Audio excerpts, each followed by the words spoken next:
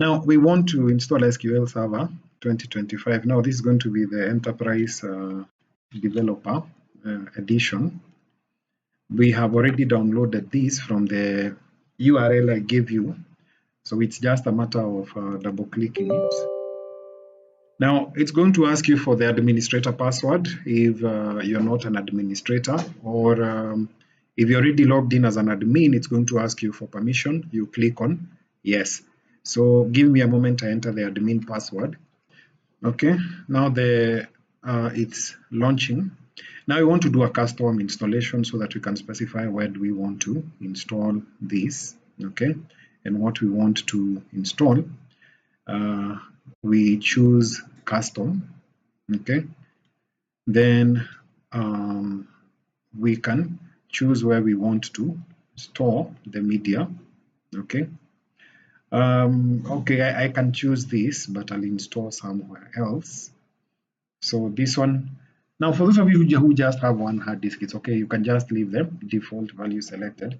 If you have multiple hard disks, then you can go ahead and choose where exactly you want to store this. So what you do, you just look at the amount of free space that you have, and maybe you can install in those drives which have more space. So maybe I can change this to J. Yours just leave it at C. J. Valid location does not, because it is not is compressed or in a compressed directory. So specify a directory. Okay, fine. Just take it back to C. There's no problem. Okay. Then Hello, sir. yes. Some of us have downloaded the Express version. So do you have to download this and also? What I'm doing, remember what I said as a career. Nilisema this is si unaona venye mlitaabika kuinstall. I want to record this and put it on YouTube so that the subsequent classes, I don't have to repeat this step. Sawa sawa? Okay. Yeah, so that is what So I'm no trying. problem. Yeah. So no problem if I'm using the you can use the Express. You can use the Express edition. There is no problem. Okay, thank you. Okay, sawa. So click on install. So you're going to give it some time. Don't know how long it's okay. It seems like it's going to take some time before it downloads everything. So now what I'll do in the meantime, as it is downloading, I'll just post the recording. Then I will continue learning. Then once it finishes downloading, we continue with the recording. Sawa. So let me just post this.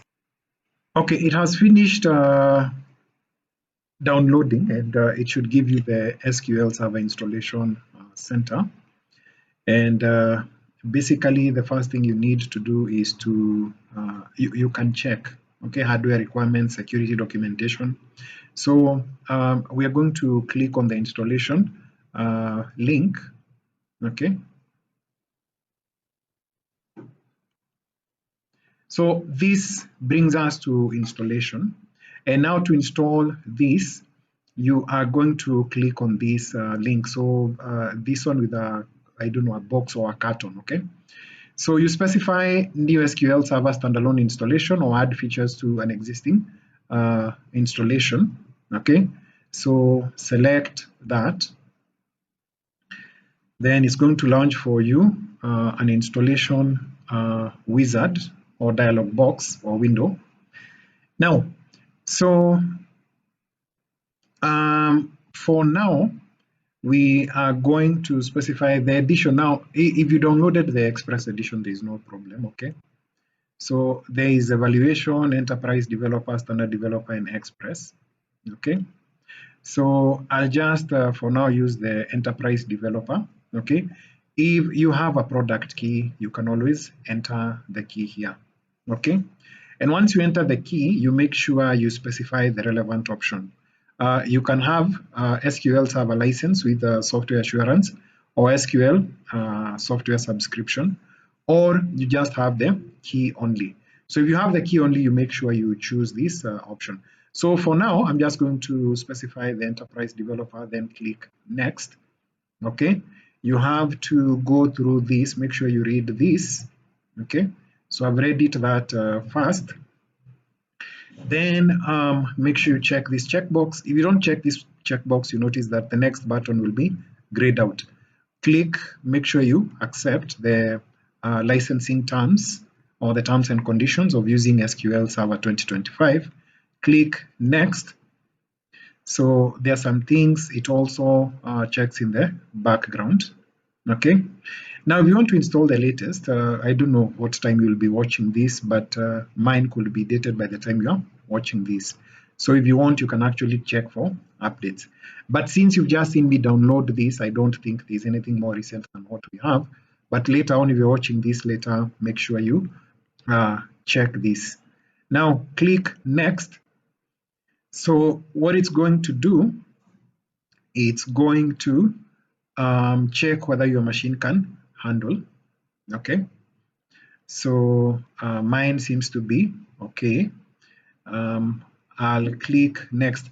Now, in case anything fails, okay, if it fails, it's going to give you a red circle with an X.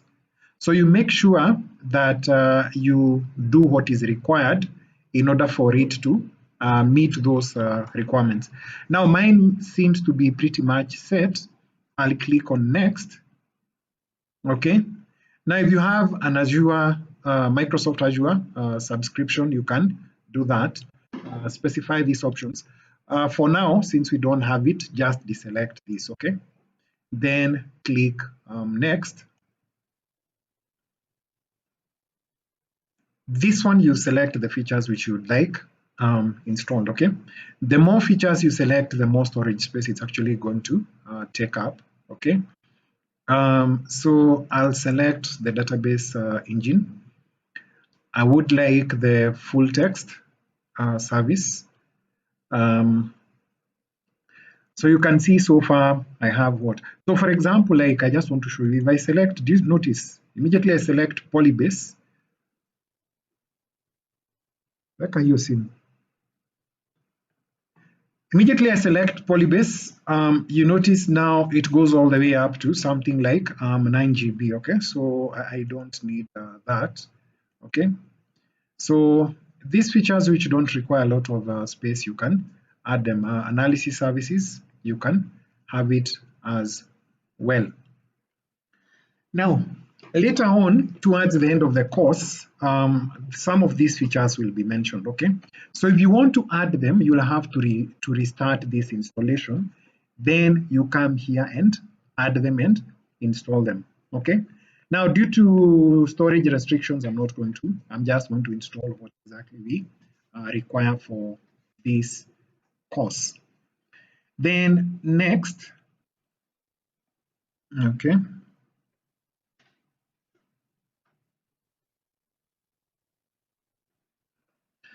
Now we are going to use a named instance. You can see I already have SQL Server 2022 installed. I want to move on to the latest at the time of this recording.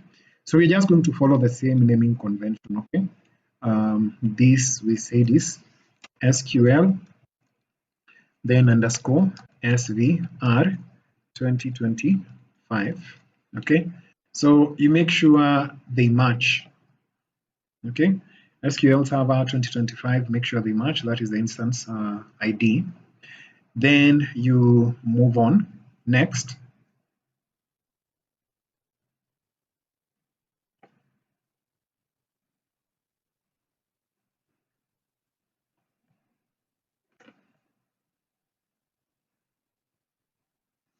Now, I want to be very, what is it called, specific here. So what you're going to do here is, if your machine, you have so many other programs and tasks which are running. If every time your machine boots, it starts SQL Server. SQL Server is a bit heavy, okay?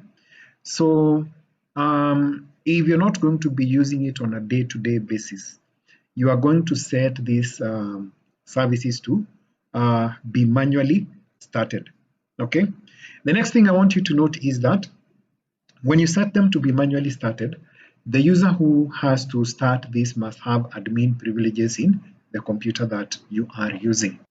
So what I'd like to specify is, for my machine, since there are so many other things running, I'll be starting these services not automatically, but manually. Okay. So every time we start the class, you'll notice me going to services, then I start this. Okay. But if this is a machine which you will be using SQL Server every day, then you can leave it at automatic. So every time you start the machine, SQL Server starts automatically with the machine.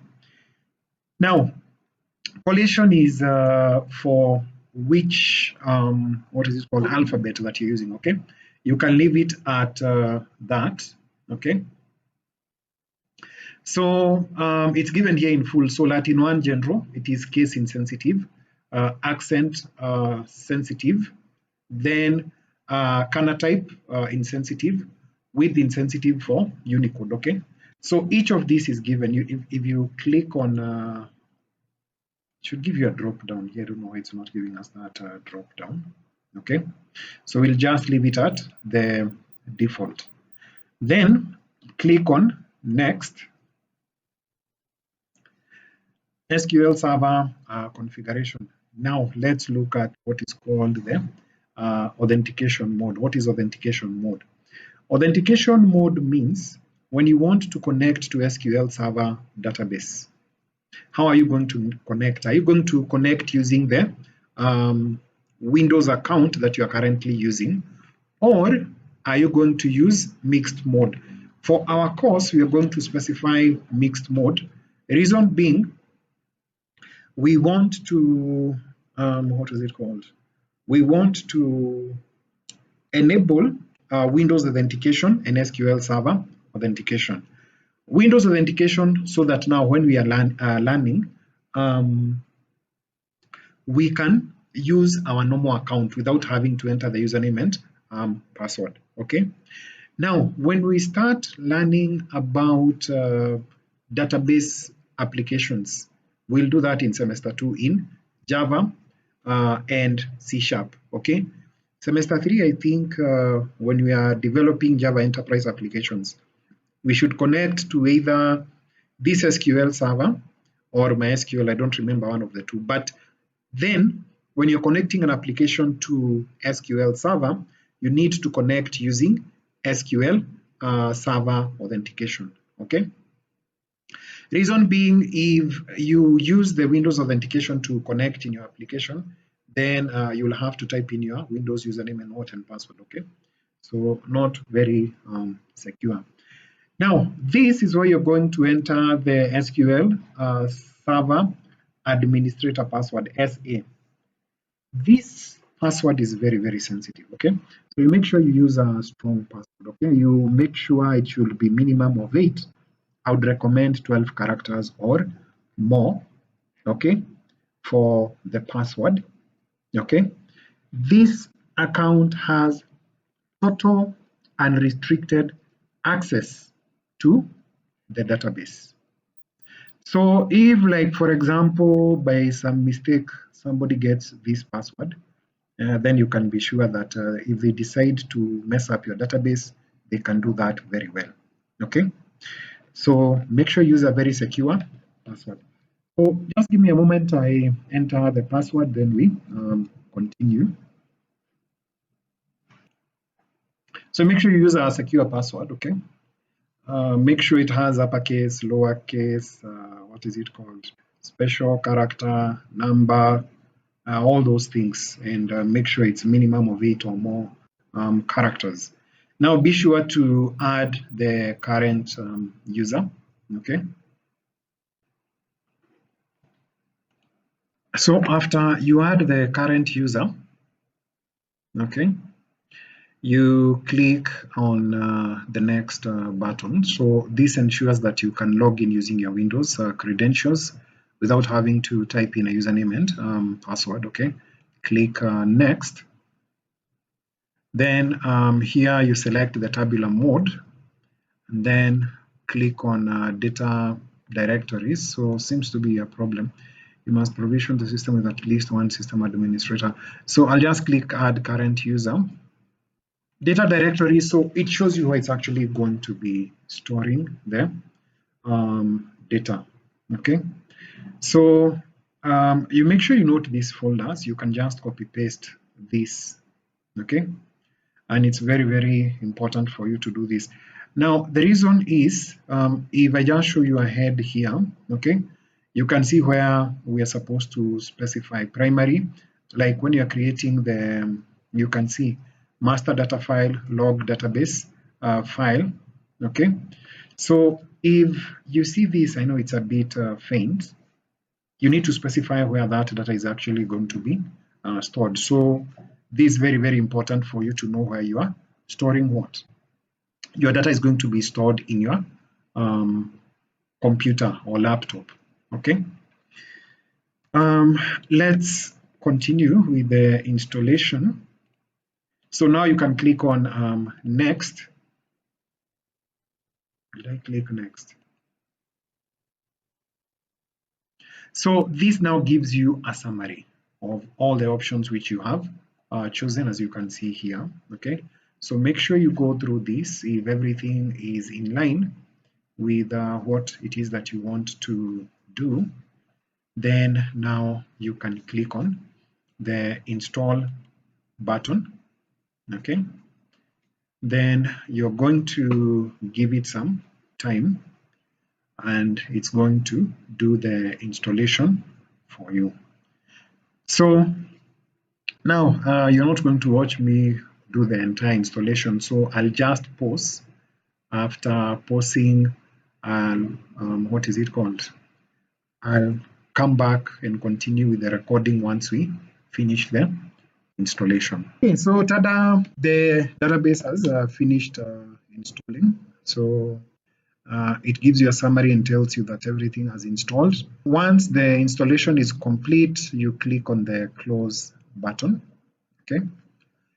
And now you can see this is our installation. So I'll just double click on that. Then the MS SQL folder. Now this is where our data is going to be stored. The databases which you're going to be creating will be stored in the data. Now, of course, you need to grant it administrative privileges. So just give me a moment to enter my password. And you can see these are the files. So like you can see, we have the master.mdf, the log file LDF, okay, model.mdf, okay, and model MSDB data. So you notice there's that pattern of we have the MDF and the LDF, okay. Once we start now creating our own databases, we're actually going to see them created inside here. The next thing now, to see whether everything is working, I first of all need to ensure the database is running. How do I go about that? So I'll come to this. Notice it's an administrator command prompt. Okay. So let me first of all clear this CLS. The next thing I'll do is I need to run the services. So I'll type in services.msc. Okay. Now, if you're using a normal command prompt, it will still ask you for the password for you to make any changes. But now, since I've launched it from an administrative command prompt, it should work directly. So I'll go to, let me look for SQL Server. I want to see whether it's running, so I can maximize this. You can see it's not running, okay? So if it's running, it's going to indicate something like it's running here. So what I'm going to do, I'll right click on it, then click start. So it should be running. Okay. Then the next step is I want to launch SSMS. So I'll come here and click SSMS. So this is the splash screen. Let it open. Now, of course, if you're watching this in the future, you're going to get something else. This is going to be a different version number. Okay. So it will depend on what is it called? the time you're watching this. So just use whatever is available at that time. Now, for this step, you just tell it to skip and add accounts later, this blue link here. So once you finish the installation, you can actually close this SQL Server installation center. Now you come back here when you need to install additional features for whichever version of SQL Server that you will be running. So since now it's successfully installed, we can close that and we can continue. Now, if you had a previous version, now this I was using 2022. I think you saw that in my services. You can see I still have SQL Server, and it was using SSMS 19. So I'll just tell it to import from SSMS 19 the settings. Okay, but I'll still show you how to set this up without lots of hiccups. It asks me which connection I would like to use. Now, I don't want to use any of these connections, so I want to use the one that we've just installed. So there is the browse button here. Click on local, and now you should see this is what we want to use. Once you successfully install, it should give you this particular connection. Now, the next thing, we don't want to use encryption, okay? So you can set these to optional, don't encrypt. Now the default database name, if there is a database that you'd like to be every time you log in, I want to connect to a specified database, then you can specify that. Now the default database is usually, this is the default, okay? So I'm just going to leave it at that, okay? If you want to use a connection color to identify, the connection color should be appearing somewhere at the bottom here, okay? So choose whichever color you'd like to use, okay? I'll just use a screaming red, use whichever color you like, okay? Click on the connect button. So give it some time, let it connect. Now, once you successfully connect, you should see something like what it is that you're seeing here. Quick overview of this workspace. Let me resize this so that everything fits. Good. You should be in a position to see my entire screen now, okay? So quick overview of this workspace. So at the very top here, we have the menu bar. So this shows you the various options that allow you to either when you're working with your database, okay? And this Object Explorer, for example, if it is closed, okay, I don't want to use Copilot for now. If that is closed, we actually go to the View menu, okay? And you click on the Object Explorer, you notice the keyboard shortcut, that is F8, okay? And it gives you this Object Explorer. So this is what we use to establish connections to the database. So you just click there, okay? Then now you specify which connection you'd like to use. Now I'm having all this because I had prior versions of SQL Server installed, okay? So I'll choose this one which is already there, then click on connect for subsequent classes. This is the way now you come up with a solution, okay? So you click on file, then from file you select new, then you select project or solution, okay? Then SQL Server scripts, okay? So this is where we are going to be writing our T-SQL scripts. Then click next. Then you go to your class folder. You will click on this, the browse button, okay? So it's going to be ADSC, whichever course you are in, okay? So for example, I can choose this as the class folder, okay? So I'll click select folder. Then I give it the name. If your class is like, let's say the January 2024 or 2025 or whichever year you'll be watching this, 26, 27, what we usually do is you just type in ADSC, then 20, okay, you can do 27 or 09, okay, that will be your class code, okay. Then you can do that if you want. Okay, then click on the create button, okay, then you give it some time to create the script for you. Now you should see something like this, So for example, you're in session 2, session 3, session 4, the naming convention we follow is start the name of that particular session, okay? So for example, I have session 4 open, okay? Session 4, we were learning on T-SQL. So what you do to create a script for this, you go to queries, okay? Right click, then new query, then give it some time, it's going to open it here. Now you can see the red, okay? That is the purpose of the connection color. If you don't like red, you can use any other color. You're going to rename this according to the session you are, your current session, okay? So I'll right click this, then rename. Keyboard shortcut is F2, okay? So we call this ses04, then underscore